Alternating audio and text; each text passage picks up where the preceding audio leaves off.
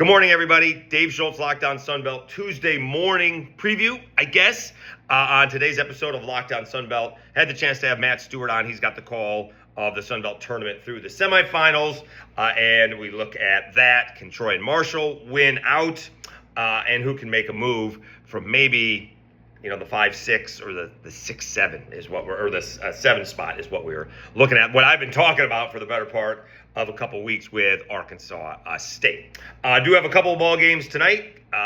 Cajuns taking on Georgia State. Georgia State actually favored in that one. Cajuns are just banged up. And then you have ULM against ODU. ODU, an 11.5-point favorite, but ULM's only Sun Belt victory this year in conference was ODU. So we'll see how those two ball games go. Baseball-wise, it is a huge week for the Sun Belt. You do have Southern Miss hosting Mississippi State tonight, but you got Coastal Carolina at NC State. Marshall gets a game against Virginia Tech. Georgia Tech's going to look for, I think, some revenge against Georgia State. That's, I'd say in Atlanta, but I think Georgia State is hosting. And Arkansas State's playing a couple ball games against La Tech. That's not it.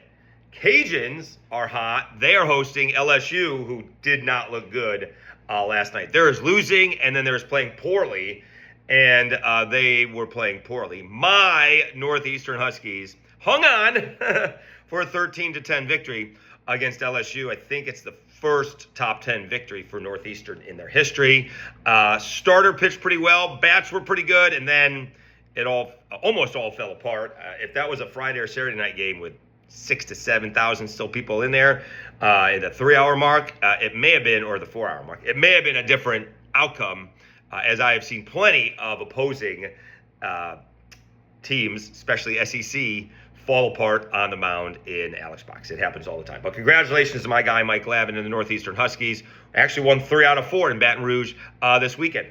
Probably have nothing to do with me bringing them luck. They hadn't won a ball game until I showed up. Just saying. All right, we may put a whole episode. I'm a little bit behind. I'm going to go catch some food and then drop off the rental car, and I may be at the airport for a little bit. So I may be able to put together a whole episode with the basketball, the baseball, and the coach and player of the year, Scott Cross from Troy, and Chase Harris from South Alabama, most deserving each of them. All right. Thanks again for tuning in. Looking forward to getting home. Still have a day off, so that was well planned. Not back to work until Thursday. So we're going to enjoy Wednesday off.